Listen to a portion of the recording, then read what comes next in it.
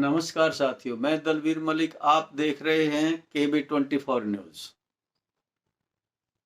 साथियों, मैं आपको बताना चाहता हूं कि डॉक्टरों ने सरकार को चेतावनी दे दी है कि 7 अगस्त के बाद आयुष्मान कार्ड पर हम इलाज नहीं करेंगे। उनका कहना यह है, जितने भी अस्पताल संचालक हैं वो आयुष्मान योजना से बेहद दुखी हो गए हैं, तंग हो गए हैं, परेशान हो गए हैं। उनको आयुष्मान के तहत किए गए इलाज के पैसे नहीं मिल रहे।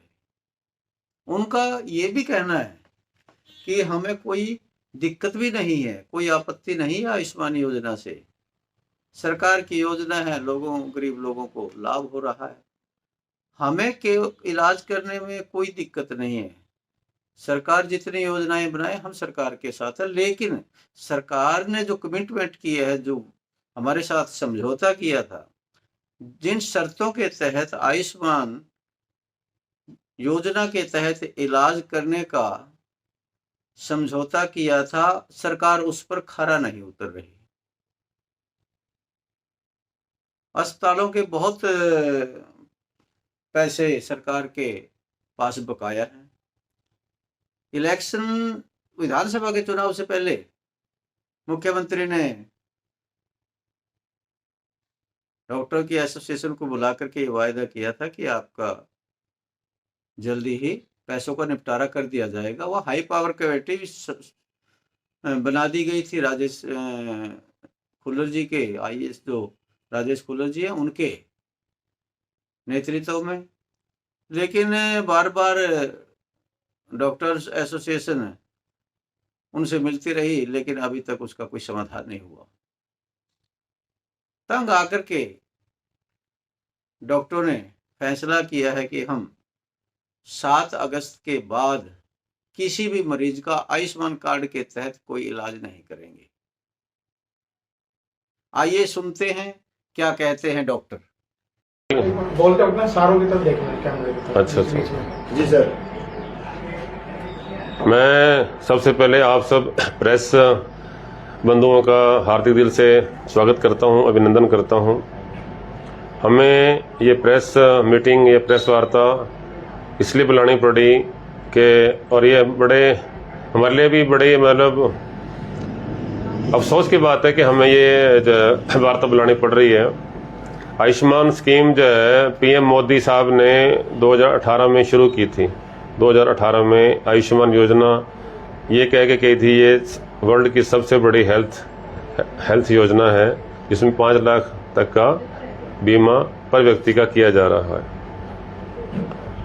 तो ये स्कीम चली, इसमें पेमेंट्स जिस हिसाब से उन्होंने पर ऑपरेशन या पर डिजीज मार्क की हुई हैं, वो हालांकि जो हम लोग आमतौर पे लेते थे उससे काफ़ी कम है। उसमें कई बारी जो है इम्प्लांट्स के या जो चीज़ हम लगाते हैं उसके खर्चे भी नहीं पूरे होते।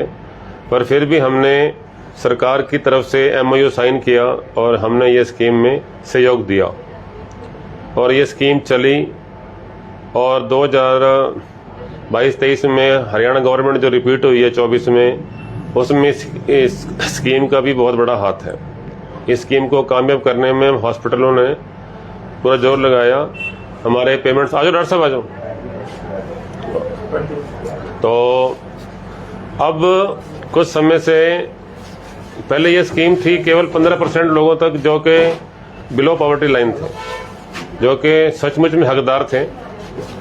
उसके बाद हरियाणा गवर्नमेंट एक और स्कीम ले आई, चिरायु स्कीम में उन्होंने जिनकी इनकम 1.5 लाख से कम थी पहले उनको लिया, फिर 180 से ऊपर उनको लिया, और ये 60-70% लोग इसमें कवर हो गए और हर एक का बीमा सेम। तो ये एक तरह से स्कीम के साथ थोड़ा मजाक सा बन गया। अगर इस स्कीम का बजट देखा जाए कि 70% लोग हरियाणा के कवर हैं और हर एक का 5 लाख का बीमा है, तो ये कम से कम 3-4 हज़ार करोड़ में बैठता है।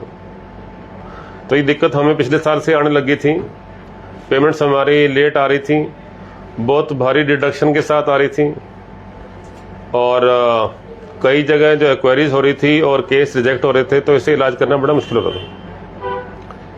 फिर हम एसोसिएशन के रूप में सीएम साहब से मिले थे जनवरी एंड में मिले थे।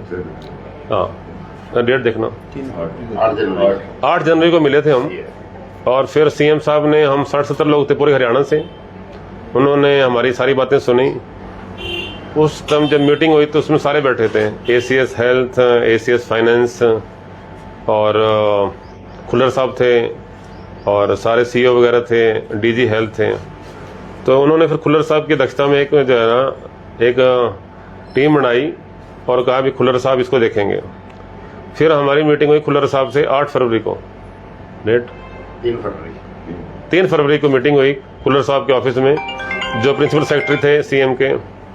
उन्होंने हमें काफ़ी जो है उसमें रिटर्न में आश्वासन दिए, सारा ब्लैक एंड वाइट में दिया कि जी आपकी डिडक्शन कम हो जाएंगी, आपकी पेमेंट्स 30 मार्च तक हो जाएंगी और वहाँ जो मैन पावर कम है वो लगा दी जाएगी, जो वहाँ अनएम्प्लॉयड या जो वहाँ पर बीडीएस लोग बैठे हैं या बीएमएस लोग बैठे हैं उनकी जगह ट्रेंड लोग रखे जाएंगे कि भी आपका सारा बैकलॉग 31 मार्च तक का क्लियर कर दिया जाएगा और जो बजट है वो 2000 करोड़ तक का कर दिया जाएगा। 2000 करोड़ के लिए वहाँ सब एसीएस बैठे थे, उन्होंने हाँ भी करी, इसकी सैंक्शन भी हुई। लेकिन जब ये बजट पेश हुआ तो उस टाइम 700 करोड़ का बजट ही उन्होंने इसको सैंक्शन किया, हालांकि प्रॉमिस 2000 करोड़ का किया हुआ था, बल्कि 2500 करोड़ का किया हुआ था। तो ये अप्रैल से लेके आज अगस्त है, हमारी सिचुएशन ऐसी होगी कि हम जाते हैं, हमारे लीडर जाते हैं, बात करते हैं, पेमेंट्स नहीं आती।